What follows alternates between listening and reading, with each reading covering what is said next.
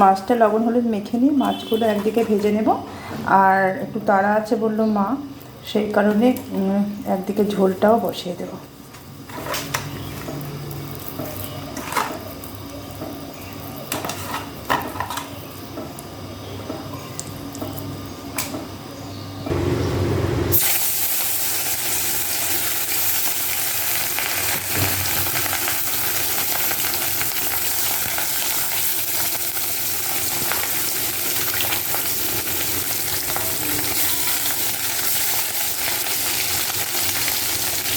এইদিকে মাছটা ভাজা হতে হতে আমি এই কড়াইটার মধ্যে আলু পটল ভেজে ঝোলটাও করে নেব। এখানে দিয়ে দিলাম আমি শুকনো লঙ্কা আর পাঁচফোড়ন।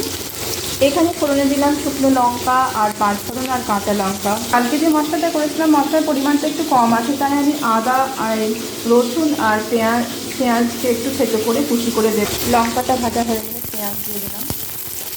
রসুন, পেঁয়াজ, আদা এগুলো কুচি কুচি করেও কিন্তু মাছের ঝোল বা মাংসের ঝোল খেতে কিন্তু খারাপ হয় না।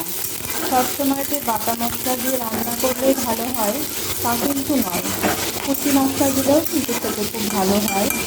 আমি মাঝে মাঝে কুচি মশলা দিয়েও কিন্তু রান্নাটা করি, তার স্বাদটা কিন্তু একটু অন্যরকম হয়, খেতে বেশ ভালোই লাগে। এর মধ্যে আলু পটলগুলো একে একে দিয়ে দেবো আর একটু লাল লাল করে ভেজে নেব।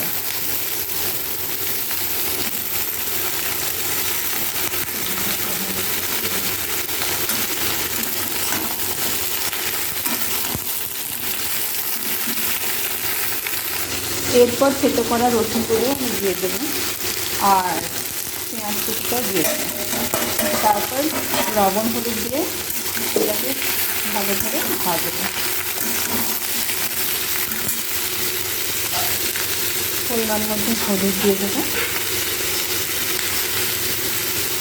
লবণ দিয়ে দেবো,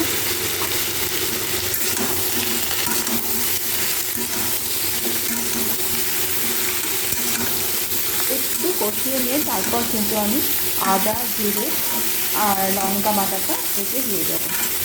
একটু পরিমাণে হলুদ এখানেও দিতে লাগবে, তো দিয়ে দিলাম।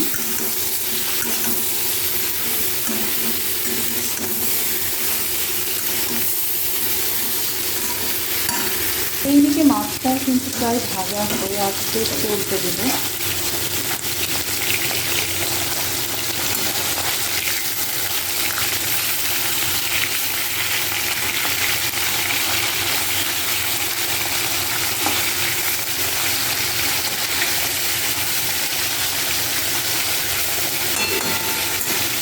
ওমা তুমি কি করছো? আমি এই দেখো ভাত নামালাম, ভাত হয়েছে।